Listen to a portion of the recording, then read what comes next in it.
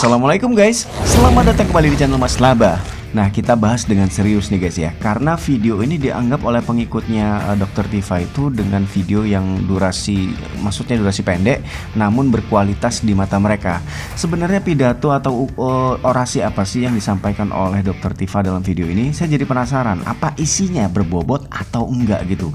Mari kita bedah sedikit demi sedikit, kemudian juga pelan-pelan kita bedah ya guys ya, apa sebenarnya video ini. Dah, daripada penasaran seperti apa videonya, yuk langsung aja kita cek ke videonya. Let's go. Gibran itu impeachable, layak dimakzulkan. Puluhan lawyer hadir untuk mendukung kami.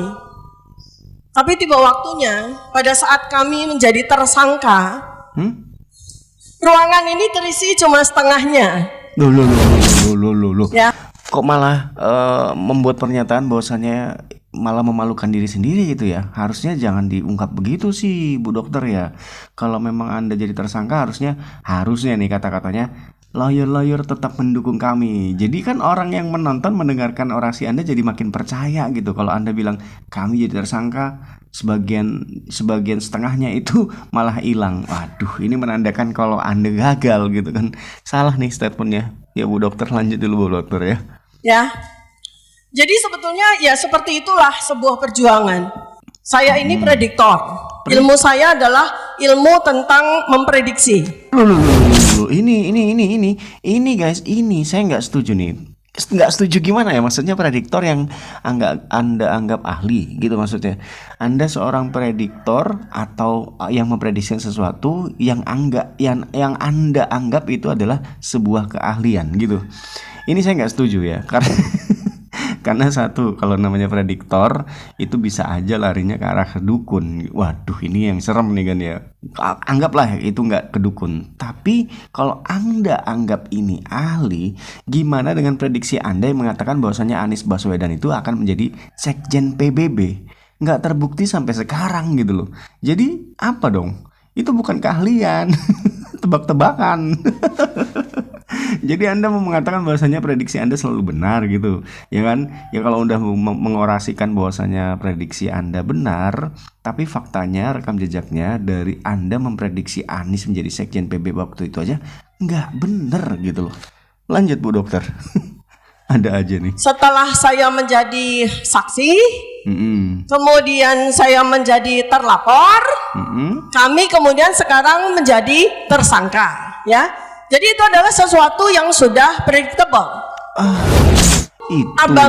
Itu yang dimaksud prediksi. Hah?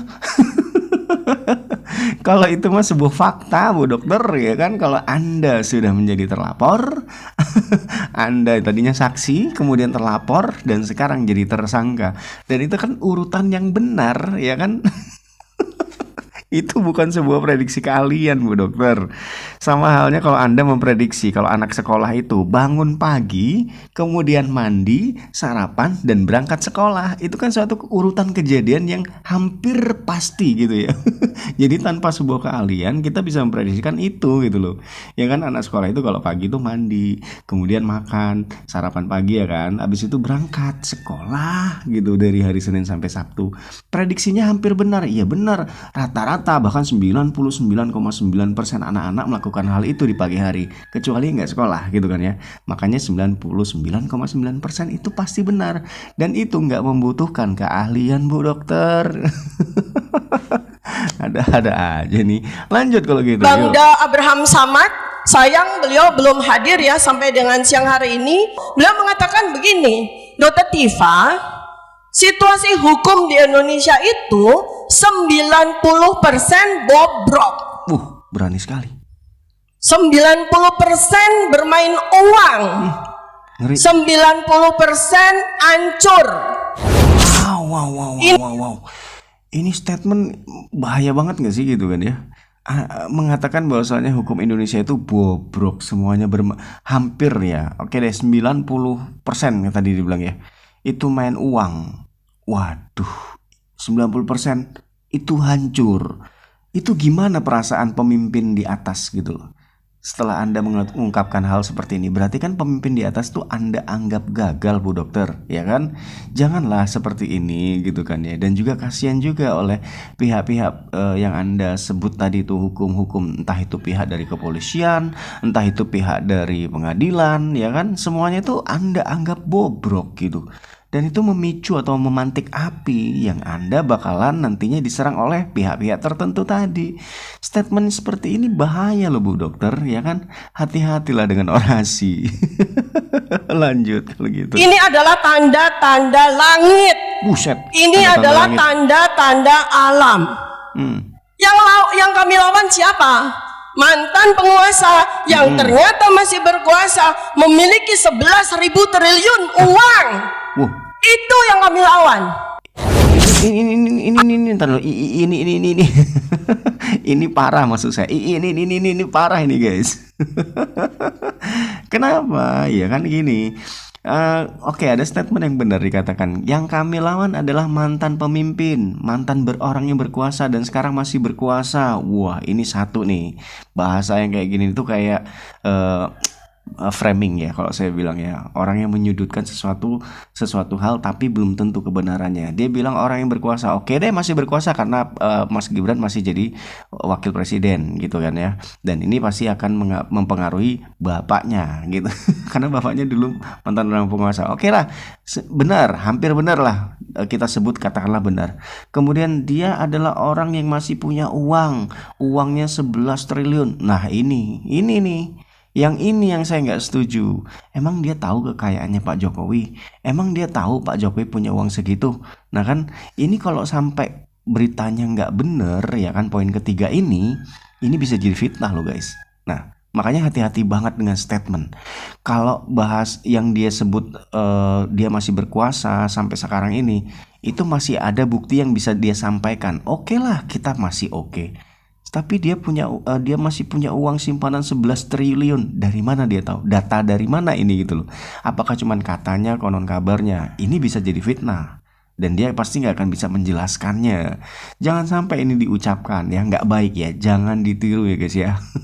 Kalau kita yang baik kita ambil, yang buruk pokoknya jangan ditiru ya. Bu Dokter hati-hati banget bahasanya. Apa yang ditakuti oleh Jokowi saat ini? Apa? Oh, penasaran saya. Pemakzulan Gibran. Mosok. Bukunya sudah kami launching, namanya Gibran's Black Pepper. Itu yang ditakuti oleh Jokowi. Itu yang ditakuti oleh begundal-begundalnya. Itu yang ditakuti. Kenapa?